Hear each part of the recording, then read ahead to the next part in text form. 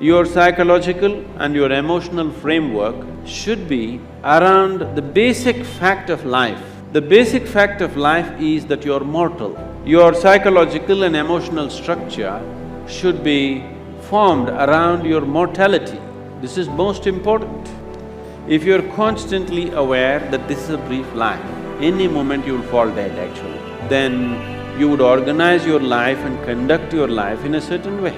When you know time is ticking away, any moment you'll be knocked down, you have no time to get angry with somebody, isn't it? You have no time to fight with somebody here. You have no time to sit there depressed for a long period of time because tick, tick, tick, tick, it's going away.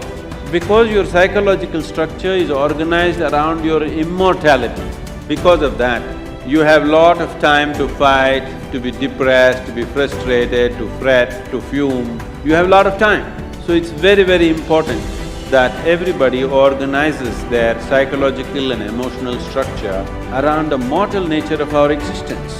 After all, you are just a baton carrier between the last generation and the next generation, isn't it? Yes? For a brief time it's in your hands, this world.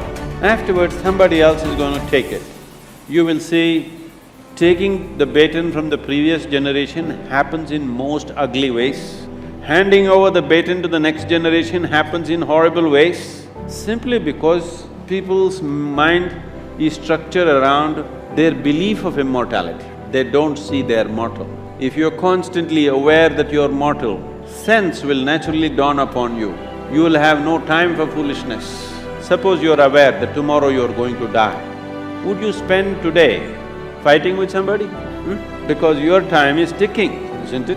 And your time is ticking even now. Not after a doctor diagnoses you with some horrible disease. Even now it's ticking, isn't it so? If you want to explore the possibility of what this is, the immensity of what this is, then the time is ticking too rapidly. And time is an extremely relative experience. If you're joyful and blissful, even if you live to be 100, it's a very brief life. It's gone in no time. So, in this brief life, where do you get time for stress, strain and torture? I don't know. Where you get time? This is simply because you think you're immortal. This is the biggest mistake you have done. It is just a brief journey. You must conduct it as gracefully, as blissfully as possible. If you do not know the cosmos, at least you must know this piece of life before you fall dead. That must happen to everybody.